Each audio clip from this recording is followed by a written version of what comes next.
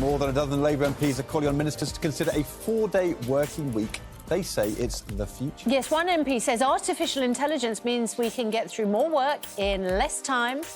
But with a growing number of firms dropping working from home, is a 4-day week really the way forward? Hello there and welcome back to our channel where politics meets proper British banter. Today we're diving into what can only be described as the latest act in Labour's long-running circus, a proposal for a 4-day working week. Yes, you heard me right. 4 days of work for the price of 5. It's a bit like being promised a full English breakfast only to end up with a soggy crumpet. So, grab your cuppa, sit back. How much of your work day is spent actually working versus scrolling and chit-chat and talking about football and Love Island and lunch? But if you can focus on getting the task in hand on the productivity metrics, it is perfectly possible to do 5 days worth of work in 4, and that's what we've been finding here. Now, a group of Labour rebels, and I say rebels with a generous pinch of irony, along with one plucky Green MP, are pushing Deputy Prime Minister Angelarayner to adopt a genuine 4-day week in her employment rights bill. The idea is simple enough. Workers get to knock off a day without taking a pay cut. Sounds brilliant, doesn't it? At least on paper. But then, you know Labour, they have a knack for turning bold ideas into the political equivalent of a half-baked pudding. You see, while flexible working campaigners are practically cartwheeling at the thought of improved work-life balance, our dear Angelarayner's bill only lets workers compress their hours. In other words, you're still working 40 hours, it's just that you can spread them over 4 days. It's a bit like being given a crammed suitcase and told, here, pack it in a smaller bag. Who's to say that we should have this arbitrary 5-day working week when 4 days we could do the same amount of jobs? Everything could change. We know that businesses are currently saying there are too many pressures on us. We've got employers' national insurance going up. We've got minimum wage going up, quite legitimately, but it increases the cost on business. And now you're saying that I'm going to have fewer workers doing days' work, which means I've got an extra day I need to cover. It's going to be an extra cost. Let's talk numbers, shall we? According to the 4-Day Week Foundation, more than 200 companies across the UK, representing around 5,000 workers, have permanently reduced their hours to 32 or less per week after trialling the change. That's not exactly a sideshow act, it's a proven boost to productivity and well-being. Meanwhile, research from Barclays Bank tells us that British workers are clocking in a whopping 27% more hours on average than our friends in Germany.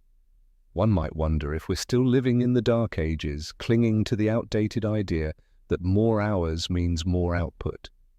Now, in this era of artificial intelligence and rapid technological change, it seems rather archaic to insist on a rigid 5-day work week. The argument goes that if AI is picking up the slack in routine tasks, why not let hard-working folk choose to work on Fridays or even over the weekends if it means they can do better for their families? After all, productivity shouldn't be measured by how many hours you slog away at your desk, but by what you actually get done. Well, it's not something that the government is talking about forcing on people. It's going to be an option that they have to then consider. No. They're talking here about legislating. It's legislation to say that everybody works a 4-day week. I'm afraid as a business owner, it's not your choice. It's going to be mandated. It's got to be. But if people are more productive in that time, you'd actually make more money, potentially be able to hire someone in that time. Why don't you do it anyway? But they don't. That's the problem. So there is no work-life balance, which is why so many of the major world economies are looking at this 4-day work week because of the issues with burnout, etc. But it's a good thing. Peter Dowd argues that the benefits of increased productivity through new technologies should translate into more leisure time. Maya Ellis even pointed out that public sector bodies have shown a noticeable boost in efficiency when working a 4-day week. If that isn't enough to make you think, why on earth are we still stuck with a 5-day slog? People would be I think we have to wait and see whether people are more productive. I suspect they will be a lot more productive working this way. And if we've already gone from 6 days to 5 days, who's to say we can't go from 5 to 4? I also think schools should also be 4 days a week. People would be... Don't you think, Trade, just on this, MPs saying artificial intelligence can fill in the gaps, That's a slippery slope, isn't it? It is a slippery Because aren't we slope. all eventually going to be replaced by artificial intelligence? Potentially, but you know, people said that when lots of technological innovations came in, and here we are, when the internet came, people spoke about the same thing. Labour, under the banner of its former leader Jeremy Corbyn, committed to a 4-day week back in 2019. Yet, here we are in 2025, still waiting for that commitment to bear any real fruit. And we're going to have an extra day in order to reskill ourselves. Put it to the viewers, is it time to introduce a 4-day working week for all? Well, almost 60% of you said bring on a 4-day working week. Let's get rid of the 5th working day. They'll be fully backing these 12 Labour MPs who are lobbying Angela Rayner, and we'll see what happens. Thank you both very much indeed. The proposal for a 4-day week might be the one bright spot in an otherwise gloomy track record. But can we really trust it? After all, when has Labour ever done much more than deliver empty promises dressed up as progressive policies? Now, the world's biggest trial of a 4-day working week has ended in success with the performance of companies largely unharmed and workers feeling healthier and happier. 61 businesses across Britain took part in the study. Emma Simpson reports. This is what a Friday looks like at environmental consultancy firm Tyler Grange. All the staff are off. They get 100% of their pay, but do 80% of the hours. What started as a trial is now a permanent switch. Trials in over 200 companies have shown that a genuine 32-hour week can boost productivity, improve work-life balance, and even benefit the environment and gender equality. Meanwhile, British workers are burning the candle at both ends compared to our European counterparts. We can prove that our team are happier, less tired, and are making more money. It's pretty cool. So how did you do it? Zero admin, I like to call it. We're trying to get rid of as much of the admin as possible that you need to do. Our board meetings, well, it used to be 2 hours long, they're now half an hour.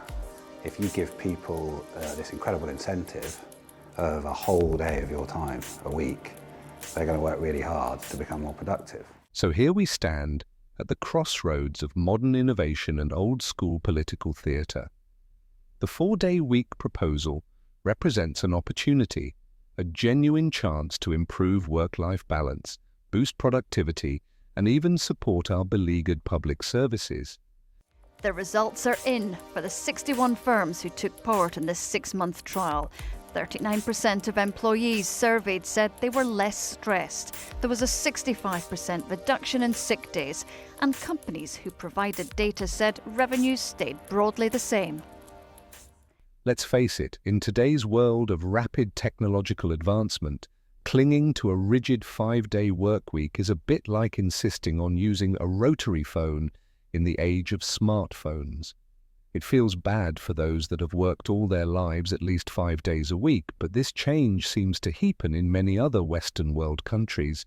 So as this is the narrative being pushed for many years now, we just have to be clever and prepare for it. The future of work is evolving, and with the influx of AI, productivity can be measured in outcomes rather than hours logged. In conclusion, while the 4-day week trial data is as encouraging as a pint at your local after a hard day's work, Labour's attempt to incorporate it into their policy seems to be yet another juggling act. This morning, the results are in after the world's largest experiment with the 4-day work week. And no surprise, people liked it. Thousands of employees at dozens of companies in the UK took part in the study for 6 months. Here we go. More than 70% said they felt less burned out, and nearly half felt more satisfied with their jobs. Now, on the other side, employers said revenues were the same or better, and sick days were down. 9 out of 10 companies say they plan to keep the shorter week. The real question is, will Labour finally put aside the clowning around and deliver a policy that truly benefits workers, or will this be just another episode in their long history of disappointments? As the political circus continues, one thing is clear. The future of work is changing, and if we're to keep up, our policies most likely evolve too. If you've enjoyed this romp through Labour's latest political show, do give us a like, subscribe, and let me know your thoughts in the comments below. Are we about to see a genuine 4-day week revolution, or will it all just be another act in the endless clown show? Until next time, keep your wits about you, and remember, the show must go on, even if it's a bit of a farce.